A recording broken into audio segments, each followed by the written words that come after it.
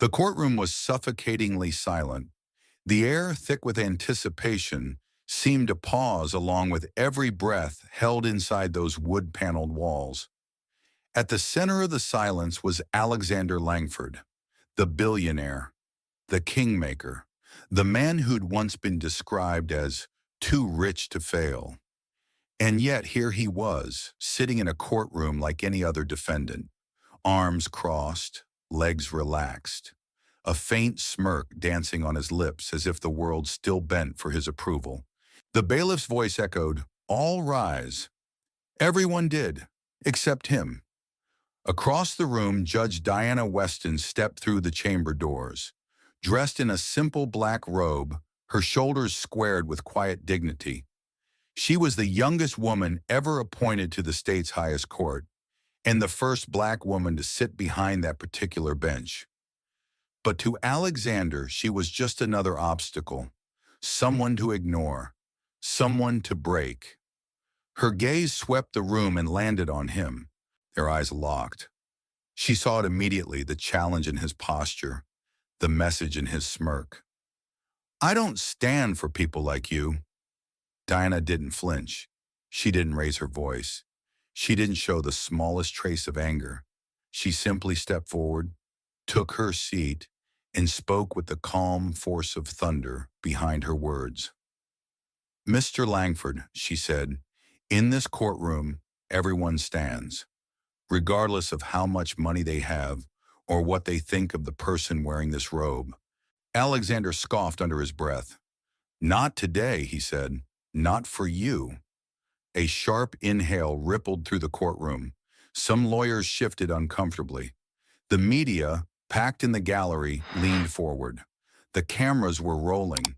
This trial wasn't just high profile, it was historic, and now it was explosive. Still, Diana didn't blink. She studied him like a surgeon might study a tumor, carefully, clinically, with a mind already 2 steps ahead.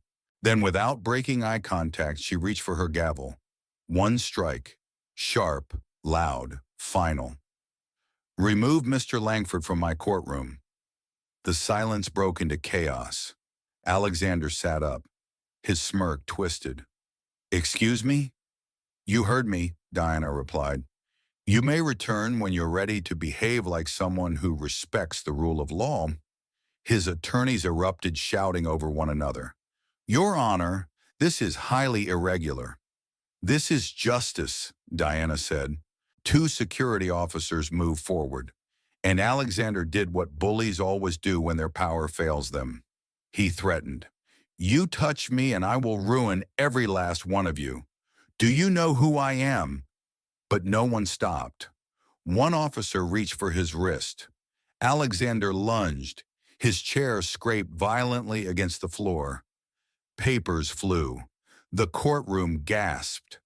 Within seconds, he was restrained, arms pinned, suit crumpled, dignity shattered. And all the while, Diana Weston sat calmly on the bench, her gavel resting beside her hand, her face unreadable. She didn't need to speak. She had already won that moment. As Alexander was dragged from the room, his voice echoed down the hallway. "You'll regret this." She didn't respond. She didn't have to, because power built on a fear is always the first to crumble when it's no longer feared. Hours earlier, Alexander had been sitting in his holding cell, sipping imported espresso from a thermos brought in by his legal team.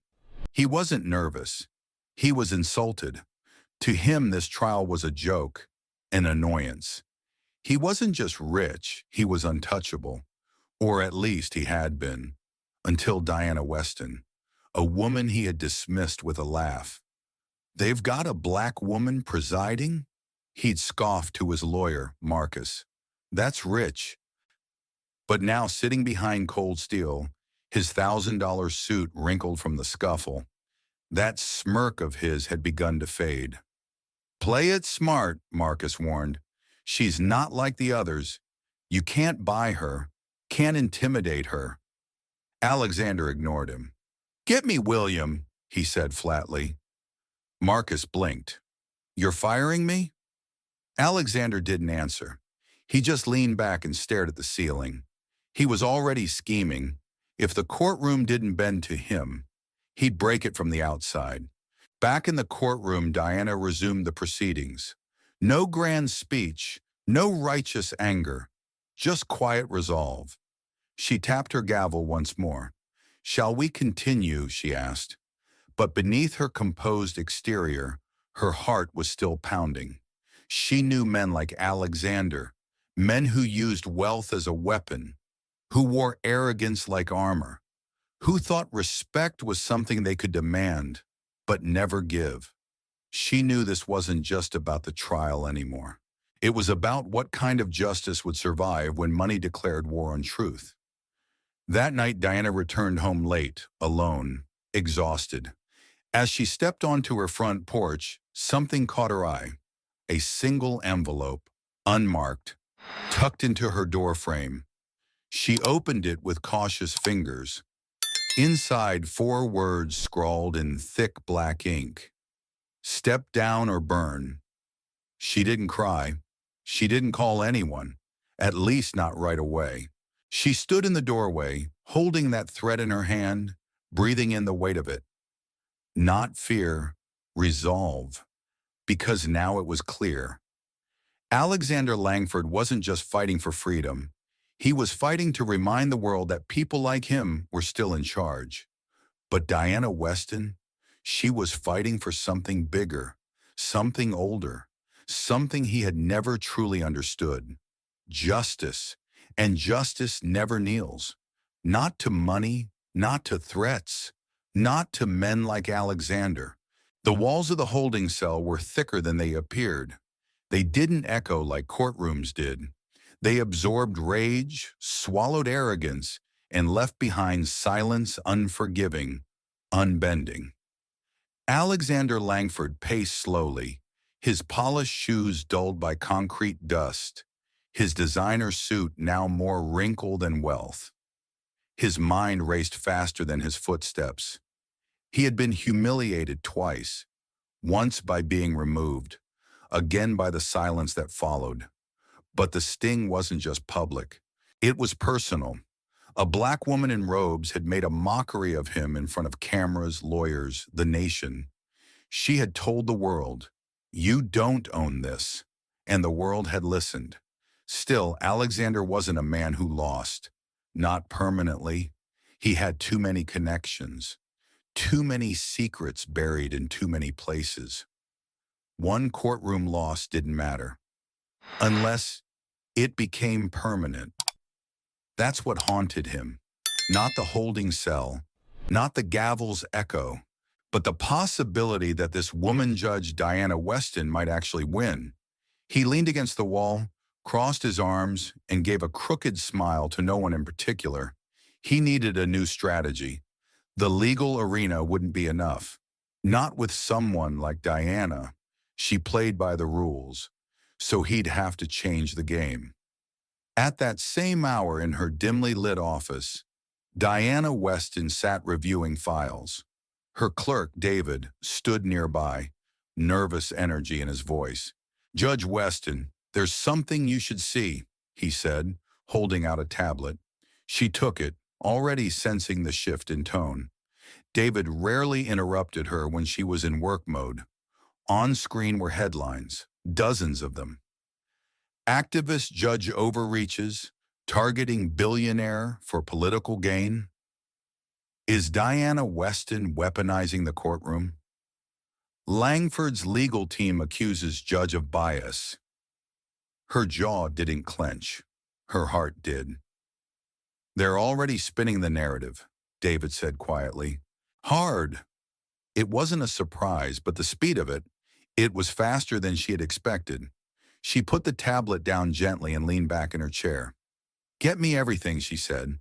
"Who's leaking what? Which outlets? Who's behind the stories?" David hesitated. "You think it's Langford?" "No," she said calmly. "I know it is." The next morning, Marcus Alexander's former lawyer stood outside the courthouse watching the media frenzy unfold.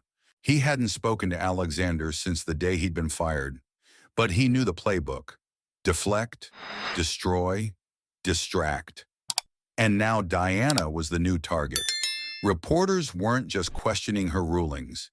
They were digging through her old cases, social media posts, even her personal life. A podcast she'd recorded in law school suddenly resurfaced, twisted to make it seem like she was anti-capitalist.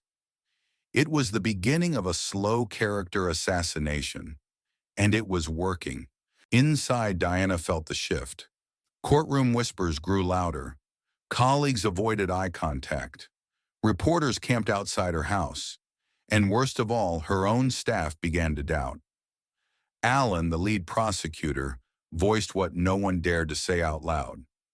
Maybe we should push for a quick resolution, nail Langford on what we already have, and avoid any more exposure. But Diana didn't blink. That's exactly what he wants, she said. Allen frowned. Judge, this isn't just about evidence anymore. This is war. Then we fight, she replied, with truth. But truth, Diana learned quickly, wasn't always loud enough.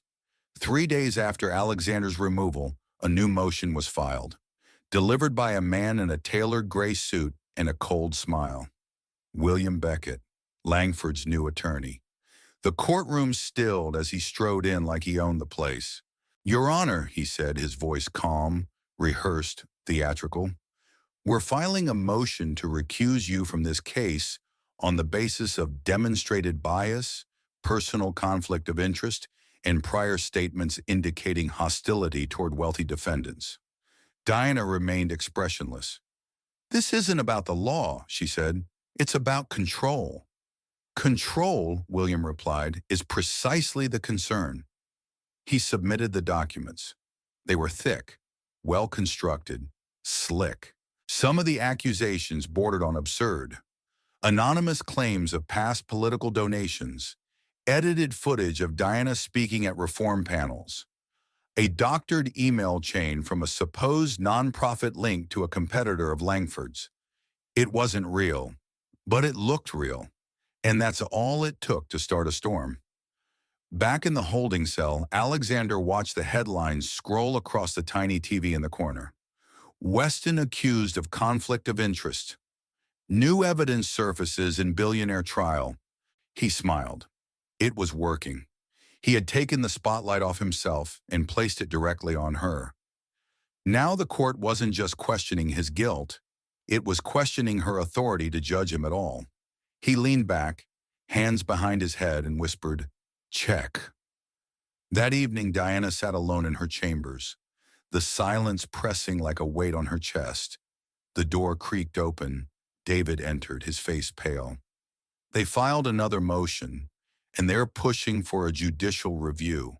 She closed the file she was reading and nodded once. It was happening faster than she feared. She stood, walked to the window, and stared out over the courthouse plaza. The night was dark, but the cameras outside still flashed like day. They're not coming after just me, she said softly. They're coming after the idea of someone like me sitting in this chair. David didn't respond. He didn't have to. Diana turned, her expression calm, her voice steady. Then we take the fight to them. It began with an envelope, no return address, no postmark, just 4 bold words in thick black ink. Step down or burn? Judge Diana Weston stared at the paper, her fingers tightening against its corners. She was standing in her front hallway, barely in from the rain, her heels still damp against the tile. The note had been wedged into her doorframe, intentionally hidden, but not too well, just enough to let her know someone had been there, watching, close. For a long moment, she didn't move, didn't breathe, only listened. The silence in her house was too quiet, the kind of quiet that made you feel observed, even when you were alone. She slowly closed the door, locked the bolt, then slid the chain into place. But the sense of violation remained. Detective Langley arrived less than 20 minutes later. Tall, broad, and quiet, he'd been the kind of officer who didn't flinch under pressure. But even he looked grim when he saw the note. "Any outside cameras?" he asked. "Just interior motion sensors," Diana replied, still composed, but her voice tighter than usual. Langley exhaled through his nose and slipped the letter into an evidence bag. "If he's smart, there won't be prints." "He is smart," Diana said, "and he's not bluffing." Langley studied her. "Alexander Langford doesn't leave fingerprints. He leaves shadows." She nodded. "That's what worries me." Langley's tone sharpened. "You're not backing off this case, are you?" "No," she said. He sighed. "Then I'm assigning you protection. Round the clock. No arguments." Diana wanted to resist. She didn't like feeling like a target. But this wasn't about her anymore. It was about power. And the people who abused it. She nodded. "Fine." Back at the holding facility, Alexander lounged on a cot, flipping through a legal brief like it was the morning paper. Across from him, William Beckett sat stiffly, arms folded. "They've increased her security," William said flatly. "They're taking it seriously." Alexander gave a dismissive laugh. "Let them. All she's doing is playing defense now." "I control the field." William narrowed his eyes. "Brandon?" "Alexander," he corrected with a smirk. "Brandon is history. Alexander owns the future." "This is dangerous," William warned. "You're escalating a public war." Alexander leaned forward, the smug mask dropping for just a second. "I don't care how dangerous it is. That woman humiliated me, and now she thinks she's the hero of the story." His smile returned. "I'm going to rewrite the ending." The next morning, Diana arrived at the courthouse with a new presence flanking her. Two plainclothes officers, discreet but unmistakably armed. Reporters swarmed like vultures, cameras flashing as she stepped out of her car. "Judge Weston, is it true you've received threats? Do you plan to recuse yourself? Is your life in danger?" She said nothing, but inside she was burning, not with fear, with fury. Because the louder the noise outside became, the harder it was to focus on what mattered most. Justice. When she stepped into her chambers, Alan was waiting. "You look tired," he said gently. "I am," she replied, "but I'm not broken." Alan hesitated, then handed her a folder. "You should see this." Inside, screenshots, articles, private emails. A new wave of misinformation was rolling through the media. This time it was personal. One headline read, "Judge Diana Weston took donations from anti-business groups." Another, "Exclusive, alleged texts reveal Weston's bias against wealthy defendants. All fabricated, all planted, and all believable enough to make the public waver." Alan looked at her carefully. "This is getting out of hand." "No," Diana said. "It's going exactly how he planned."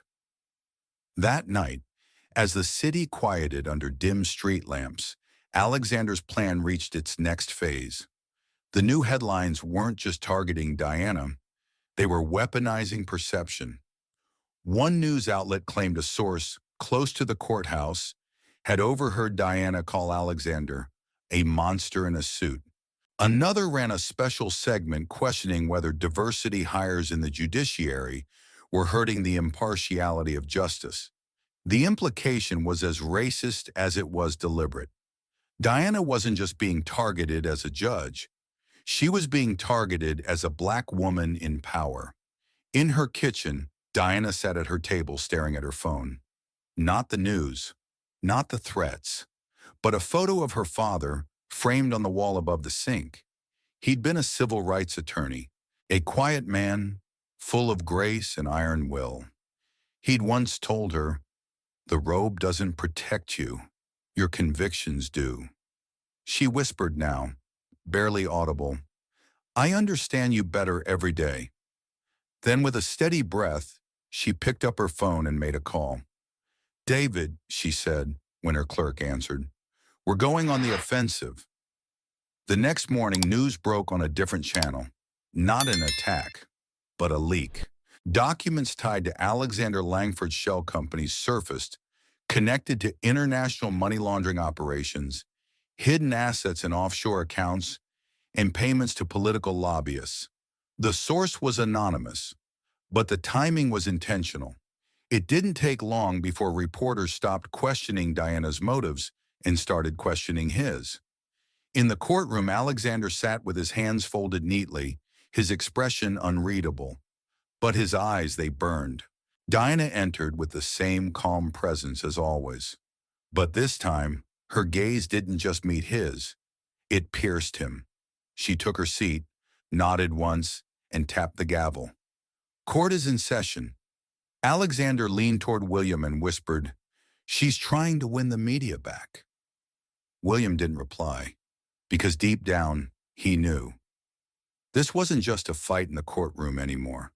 It was a war, and Diana Weston had just drawn first blood. 3 days after the anonymous leak, the tone of the media shifted. Not overnight, but enough. Enough that the headlines began asking different questions. New evidence suggests Langford hid millions overseas. Power play or panic? Billionaire's legal team under scrutiny? Weston holds her ground as public opinion turns. For the first time since this circus began, the narrative wasn't about Diana Weston's integrity. It was about Alexander Langford's desperation. He noticed. Of course he did. Alexander was a man who tracked numbers the way most people watch the weather. He knew when a tide was turning, and this one, though still early, was no longer in his favor. He paced his cell with restless energy, muttering as William Beckett read yet another article aloud from his laptop. "She's playing you in the press now," William said, lowering the screen. Alexander's eyes narrowed. "She's not smart enough to pull this off on her own." William didn't respond. He didn't need to, because for the first time, Alexander realized something that unnerved him more than he'd ever admit. He had underestimated her. Again. Meanwhile, Diana sat in her chambers, her gavel resting quietly beside her, a silent weapon she wielded not with rage but with restraint. David entered, holding a manila folder with a small post-it attached. "Anonymous source again," he said, "but this time it's bigger." She opened the file. Inside were internal communications emails between Alexander's companies and a legal shell firm used to transfer political contributions under fake names. A slow breath escaped her lips. "This is the kind of thing that gets attention," she said. David nodded. "It already has. We sent it to a few journalists off the record. They're running with it tonight." Her eyes didn't leave the page. "He's not going to take this lying down." "I know." She closed the folder and looked up at David. "Then let's keep going." Later that day, the courtroom felt different, not just because of the cameras or the whispers or the increased security, but because Alexander stood when the judge entered. It wasn't respect, it was strategy. He rose slowly with exaggerated dignity, straightened his tie, tilted his chin up as if to say, "See? I can play by the rules now." Diana walked in, her face unreadable, and took her seat. "Mr. Langford," she said, "it's noted that you've chosen to follow protocol today." He gave a slight nod, a ghost of a smile tugging at the corner of his lips. "I thought it was time to show proper decorum, Your Honor." Diana didn't return the smile.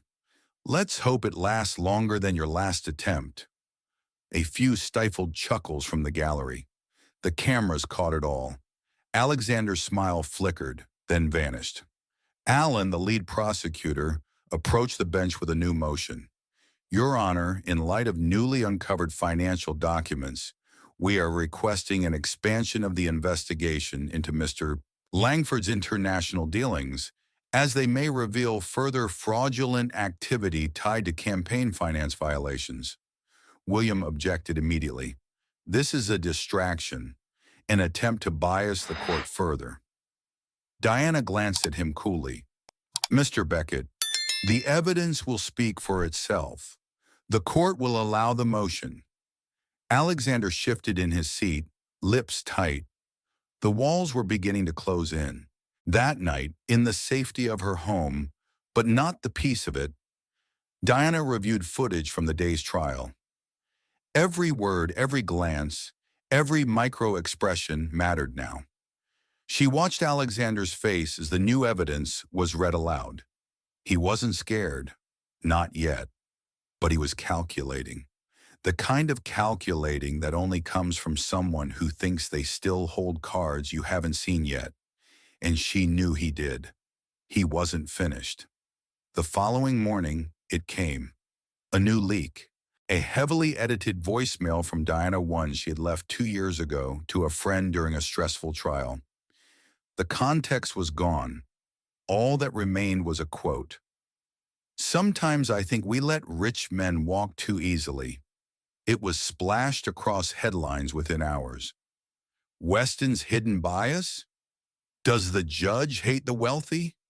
Even the late-night shows jumped in, mocking her as the Robin Hood in robes. Diana read it all.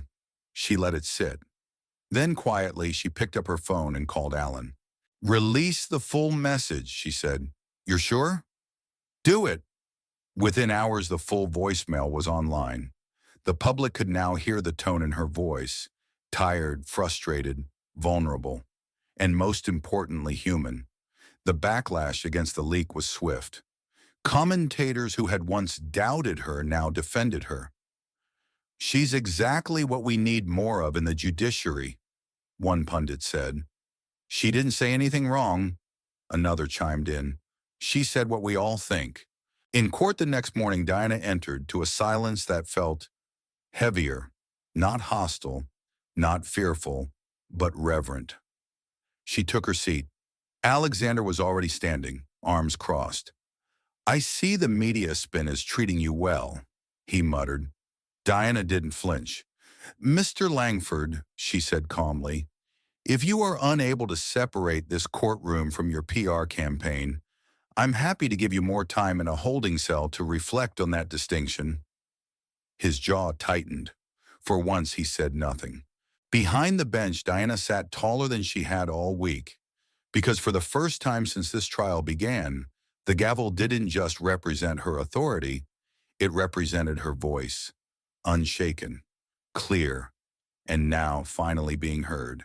Alexander Langford had always believed in control, control of people, of markets, of truth. And for years, that belief had rewarded him. His empire had survived dozens of investigations, allegations, and expos. He had silenced journalists, bought politicians, and rewritten narratives faster than truth could speak. But now he was sitting in a courtroom where none of that mattered. And worse, the woman behind the bench refused to flinch. Judge Diana Weston had spent 2 sleepless nights preparing for what was coming. Ever since the edited voicemail leak had backfired, Alexander had been quieter, less theatrical, more deliberate. She knew what that meant. A new play was coming, the calm before the final strike.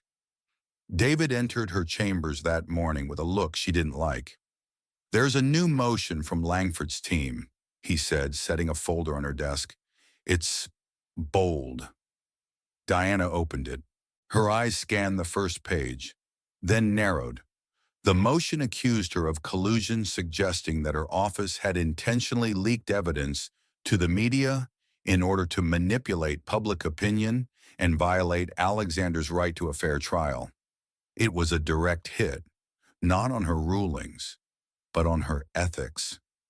"They're trying to disqualify me," she said quietly. David nodded. "And they filed it with the Judicial Committee. It's not just noise anymore." For the first time, Diana looked tired, not defeated, but weighed down. The pressure of maintaining absolute composure, of walking the line between justice and perception, was beginning to show in her eyes. Still, she straightened her shoulders. Schedule the response. We fight it. David hesitated. There's something else. She looked up. There was an incident outside your house. Back at the holding facility, Alexander was calm. Too calm. William Beckett sat across from him, concern etched deep into his usually unreadable face. The leak didn't work, William said, but this motion might. Alexander smiled faintly. It's not about the motion, it's about the doubt. Doubt in her? In everyone. William leaned in. But you're making enemies. People are watching this trial closely now. If anything slips, Alexander's voice turned cold. Then make sure it doesn't. Later that afternoon, the courtroom was full. Journalists, law students, retired judges, all packed shoulder to shoulder, the weight of expectation pressing into every wall. Diana entered with practiced grace, her robe flowing behind her. But this time, something felt off. The energy wasn't just tense, it was tight, volatile. She took her seat, nodded once to the room, and called the session to order. Mr. Ramirez, she said, addressing Alan at the prosecution table, you may proceed with your witness. Alan stood ready to introduce a key forensic accountant prepared to testify on Langford's offshore transfers. But before he could speak, the courtroom doors burst open. Gasps followed. Security immediately stepped forward. But the man who entered wasn't a threat, at least not physically. He was another attorney, one Diana didn't recognize. The man strode confidently toward the defense table and handed William a small folder, whispering something quickly. William paled. He turned to Alexander, whispered in his ear, and for the first time Alexander's face went blank. Diana tapped her gavel. Mr. Beckett, is there something you'd like to share with the court? William stood slowly. Your Honor, we request an immediate recess. On what grounds? William hesitated. Alexander stood abruptly. And that's when it happened. A loud crack like thunder split the air. Screams. Chairs scraped against the floor. Security shouted. Diana ducked instinctively, her heart hammering as chaos erupted. Gun! Down! Down! Now! People hit the floor. Another sound metal clattering. The weapon had dropped. And when the noise finally died, when the shouting turned into gasps and silence, Diana rose behind the bench. Slowly, carefully, and looked across the room. A young man was pinned under two officers, shaking, disarmed, sweating, a supporter of Alexander.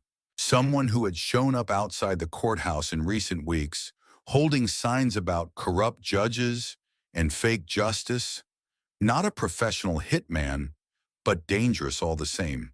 The courtroom was cleared. Emergency protocols engaged. Diana was escorted to her chambers. Her hands trembled as she poured a glass of water. Not from fear, but from anger. Pure, quiet, burning anger. Langford had promised chaos, and now someone had tried to deliver it. Alan stormed in, his tie loosened, face pale. He's behind this. I know it. I know it too, Diana said, but unless we can prove it, we will, Alan interrupted. We just need to move fast. Diana nodded, her voice steady again. Then move. Meanwhile, in the holding cell, Alexander was silent.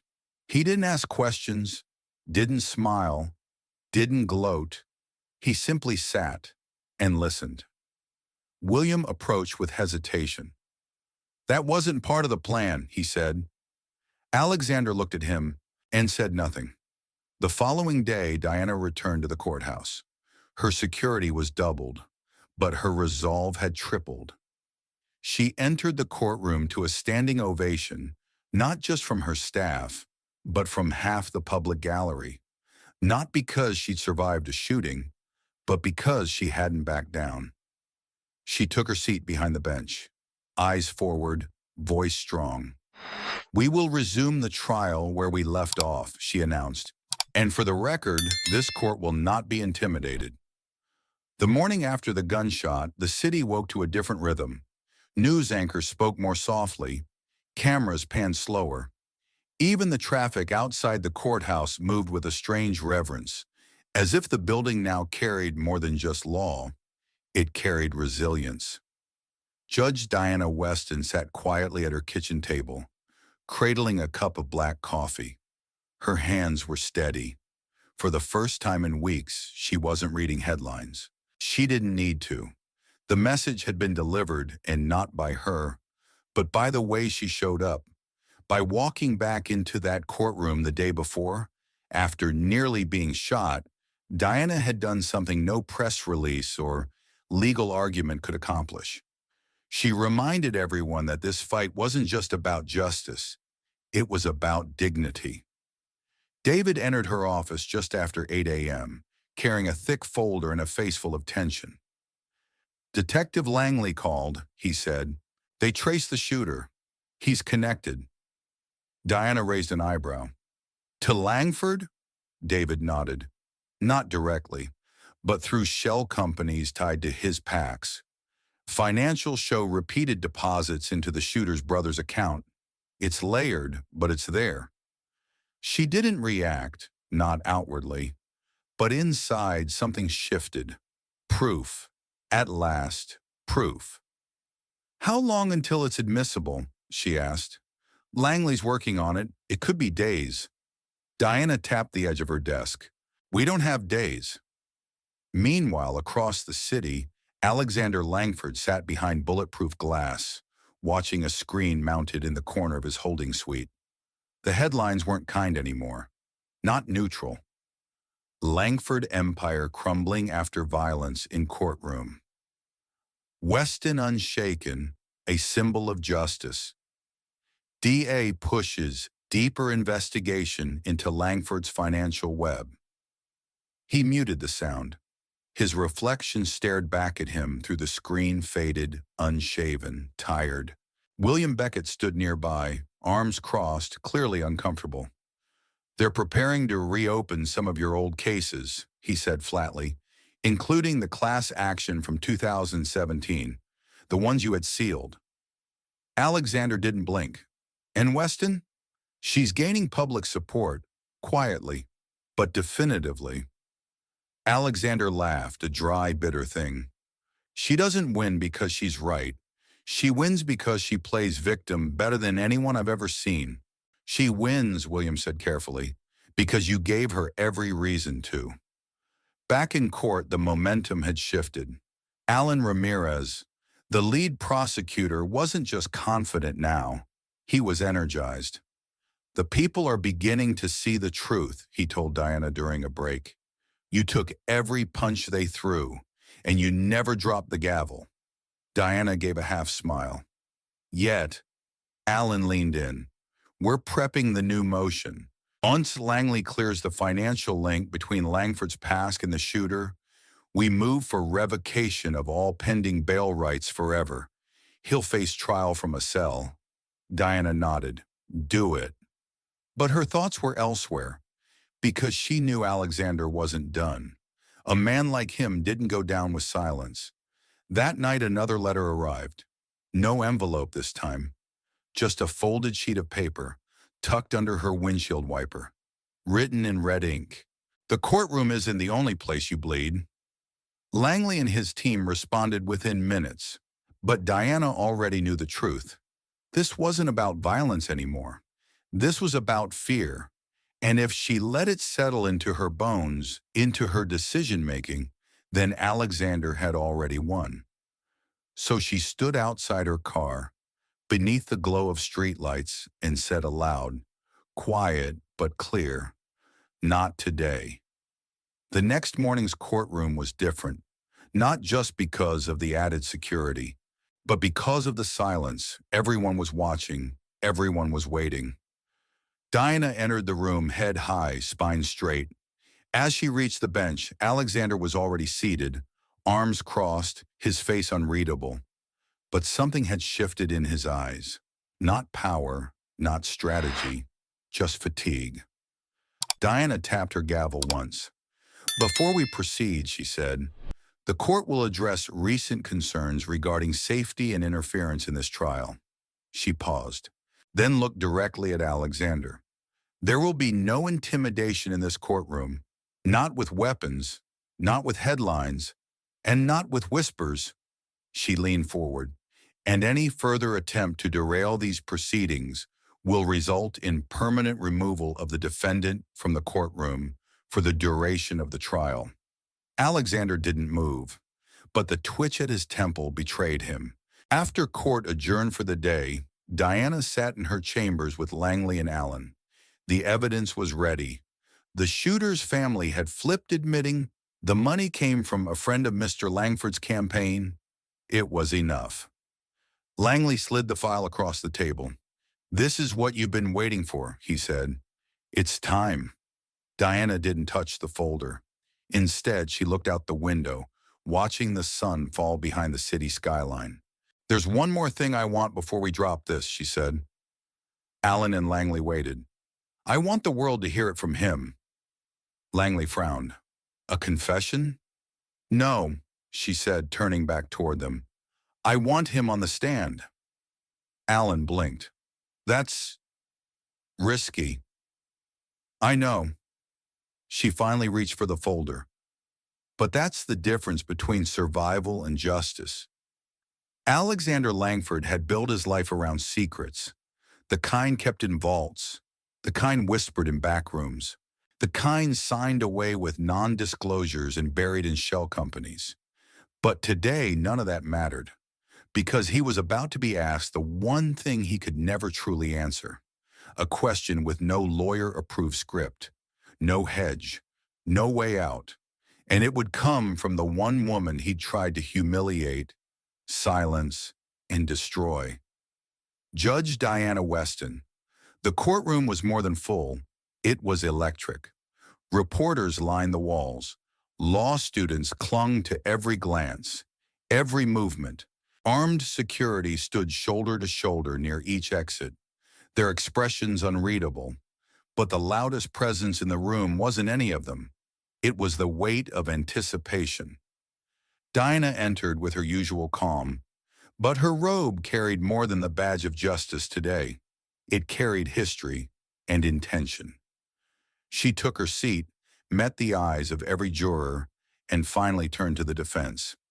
"Mr. Beckett," she said, "the court has granted the prosecution's request to call Mr. Langford to the stand." William Beckett stood. "Your Honor, I strongly object." "Noted," she replied, cutting him off, "but overruled." The silence that followed was sharp enough to draw blood. And then slowly, Alexander rose.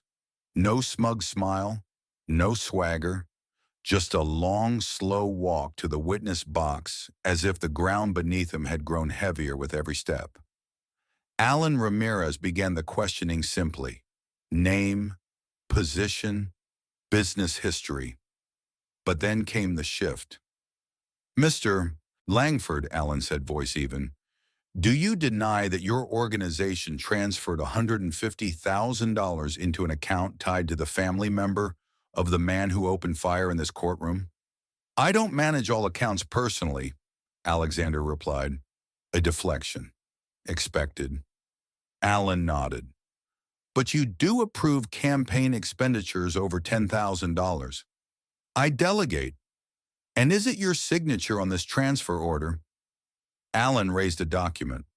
Alexander hesitated. Then, "It is." A murmur swept through the gallery. Diana didn't react. She waited. She watched until Alan stepped aside. And then, without notes, without files, without preparation, Diana spoke. "Mr. Langford," she said, her voice soft but unmistakably firm, "do you remember what you said the first time you entered this courtroom?" Alexander looked at her. "I didn't say anything." "No," she said, "but you acted loudly. You refused to stand." More murmurs now. Why? She asked. Alexander shifted in the chair. It was symbolic. Of what? He shrugged.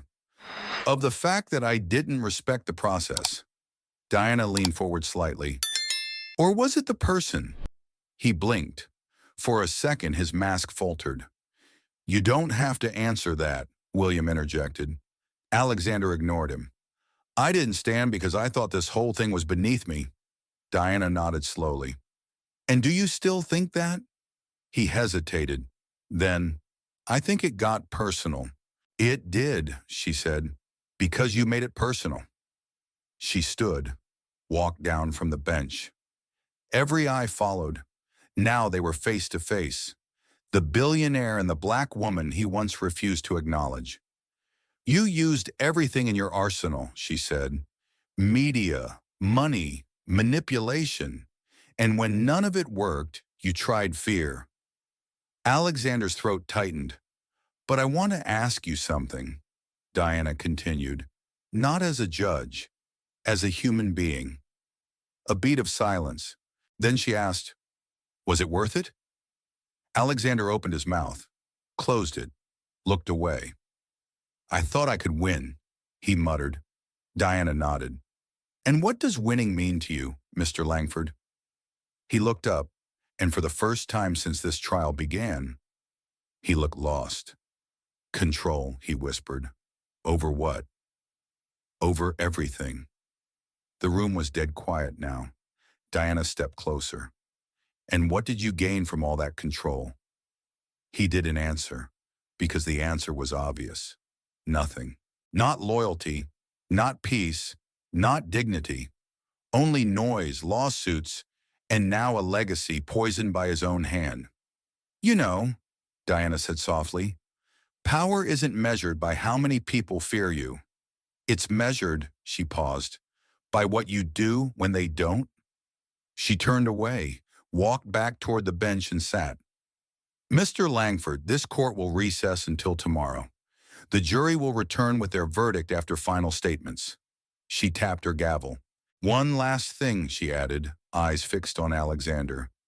Regardless of that verdict, I want you to remember something. He waited. You didn't lose to a woman in a robe. You lost to the truth.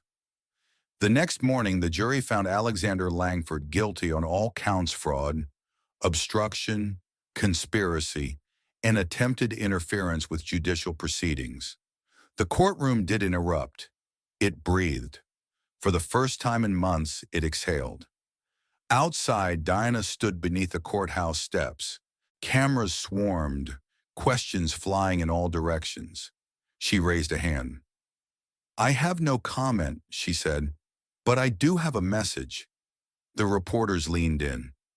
This was never about a single trial, she said. It was about the kind of country we want to live in. One where no man is above the law. And no woman has to fight this hard just to be heard. She turned and walked away, not in triumph, but in truth. The dust had settled, but the echoes remained. In the days following the verdict, the headlines changed tone. They no longer shouted. They whispered. Langford found guilty faces, 40 years. Weston's trial becomes symbol of judicial courage. Justice prevails against billionaire bullying. The cameras had pulled back. The court steps were quiet again. But inside the courthouse, in a room that had once held the weight of a nation's scrutiny, Judge Diana Weston stood alone. She wasn't in her robe, just a navy blue suit. Simple, sharp. The walls that once held eyes and judgment now held silence and memory. Alan Ramirez entered quietly, a thick binder in his hands. They're asking if you'll speak at the judicial conference next month, he said. Diana didn't look up. What would I say? He gave a tired smile. Whatever you want, you earn that. She let the silence stretch, because the truth was, she wasn't thinking about the conference, or the cameras, or even the verdict. She was thinking about the morning after the gunshot, the way the courtroom floor had felt beneath her palms, the sound of screams, and how she still got up, not because she wasn't afraid, but because fear had no place on that bench. Alexander Langford had been transferred to federal custody that morning. He said nothing during the ride. No speeches, no bravado, just silence. The press tried to catch one last glimpse, some final flash of arrogance, but it was gone. The man who once walked through power like it was his birthright now moved in shackles, not because of the system, but because of what he had done to stay above it. At home, Diana stepped onto her back porch with a cup of tea. The sun was rising behind the trees, casting soft shadows across her lawn. David had left her a voice message earlier. "You should rest, Judge. You did it." She hadn't answered, because doing it wasn't the same as healing from it. The threats, the media attacks, the violence, they didn't just fade when the gavel hit wood. They lived in memory, in moments of quiet, in small hesitations before opening the front door. But so did something else, something stronger: conviction. That evening, Diana walked back into the courtroom once more, this time empty except for one seat in the gallery. Detective Langley sat there, arms folded, watching her as she approached the bench. "No new threats," he said. She smiled faintly. "Funny how silence can be louder than noise." Langley nodded. "People like him always think they'll go down swinging. And then they crumble," she added. He stood, approached slowly. "You okay?" She hesitated, then said honestly, "No." "But I'm still standing." Langley nodded. "Sometimes that's the win." The next morning, Diana received a letter, not typed, not anonymous, handwritten. It was from a mother in Atlanta. Inside were only a few lines. "My daughter watched your trial. She said she wants to be like you. Thank you for not sitting down." Diana read the note 3 times before folding it carefully and placing it in her desk drawer. Not for display, but for the moments she'd forget why she ever started. 2 weeks later, she returned to the bench for the first time since Langford's sentencing. No cameras this time, no national spotlight, just a civil dispute over property lines. But as she took her seat, the courtroom stood in unison. Not because the rules said so, but because of what she'd become: a symbol of balance, of truth, of a system that, while flawed, still had voices willing to fight for its soul. In the hallway afterward, a young intern stopped her nervously. "Judge Weston, I just wanted to say you inspire me." Diana smiled warmly. "Thank you. And call me Diana. I only wear the title in there," she said, motioning to the courtroom. The intern blushed. "I want to go into constitutional law. Maybe even sit one day where you do." Diana looked at her for a long second and replied, "Then learn to listen more than you speak. Stand for those who are never seen. And when the world tells you to sit, don't flinch." That night, Diana visited her father's grave. She hadn't been back since the start of the trial. The cemetery was quiet, the air cool. She knelt beside the stone and traced his name with her fingers. "You always said the robe was a shield," she whispered, "but you were wrong. It's a mirror. It shows them who they are, and it shows you what you're made of." She stood up slowly, brushed the dirt from her hands, and gave one last nod to the stone. "I didn't do it for the win, Dad. I did it so no one else would ever have to fight this alone again." Epilogue. A year later, a law school in Washington, D.C. renamed its Center for Judicial Integrity after her, the Diana Weston Institute for Ethical Leadership. When asked if she wanted a statue, she declined. Instead, she requested something else: a bench, not a judge's, just a seat, placed in the hallway outside every courtroom, etched with 6 words: "Justice sees you. Now stand tall." Justice isn't just a system, it's a choice. A choice to stand firm when the world demands you bend. a choice to rise when fear knocks you down. And sometimes that choice falls on the shoulders of one person. Judge Diana Weston never asked to be a symbol. She never needed applause. But when a billionaire tried to mock the very seat she stood for, she didn't just enforce the law, she embodied it. Through threats, lies, and violence, she never flinched. Because dignity doesn't come from power, it comes from purpose. In a time where influence often drowns out integrity, her story reminds us of something deeper, that the truth may bend under pressure, but it doesn't break. That standing up, even when you're standing alone, can change everything. So whether you're in a courtroom, a classroom, or your quiet corner of the world, remember this. You don't need millions to be powerful. You don't need a title to be respected. You only need the courage to do what's right when it's hardest. Justice has a voice, and sometimes it wears a robe, but more often, it sounds just like you.